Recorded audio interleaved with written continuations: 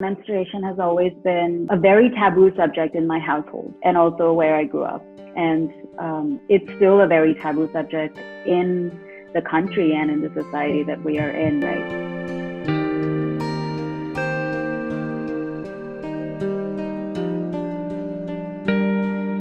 Well, yeah, it is a major discussion that's happening at the moment. And I guess art plays a major role in amplifying voices, right? And educating people. And visual medium is a medium that is also easily accessible and kind of spreads to audience easier. So perhaps it's a way to make people understand and educate themselves better. Yeah, I feel like it depends on the environment that you grow up in and generational mindsets as well, right? There's also, no matter how many times you're kind of exposed to, the violence and atrocities that kind of happen, we also tend to kind of be desensitized by the news that is happening at the moment, right? Especially after the pandemic and during the lockdown and stuff, like loads of bad news in general tend to kind of take our minds to different aspects, right?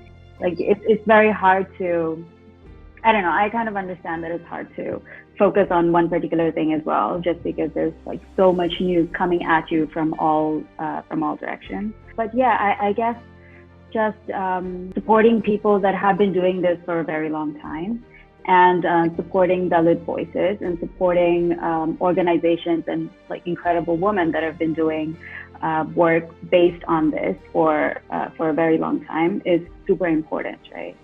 And we all have something to learn from one another and from each other, and I guess that's a way to grow and to like be better as a society and as a human being. Mythology is one of the things that plays a major role in my work, as you said before. In addition to lots of things that I have been exposed to from childhood, like science fiction, for instance, is huge in my work as well.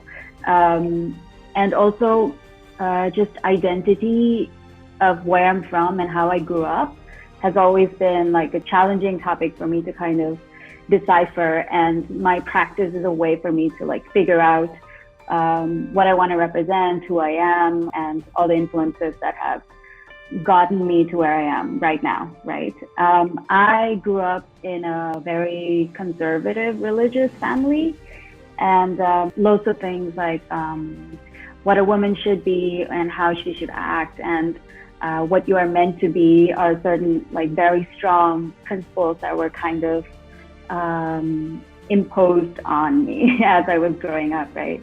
For instance, menstruation and the taboo that it has plays a huge role in my work as well. I was not allowed to like pray to God or step into a temple, and things like that are very common in the religious background that I was exposed to when I was younger. And so all these things, like my work is kind of a way of me to question these principles, question these traditional aspects that play a huge role in our culture and society, and try to uplift womanhood and representation and feminism in general. So yeah, Kali is like a powerful major symbol of feminism, so she was quite influential. Yeah, like I said before, menstruation has always been a very taboo subject in my household and also where I grew up.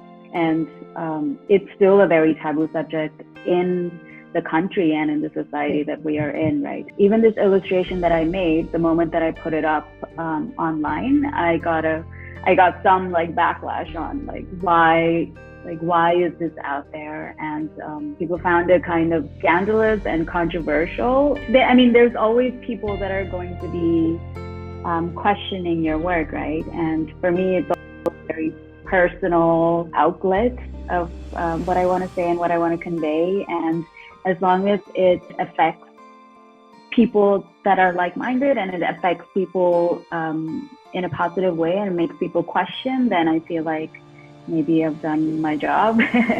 As long as it makes you think and it makes you question norms. Subscribe to our YouTube channel and hit the bell icon so that you don't miss any videos by us.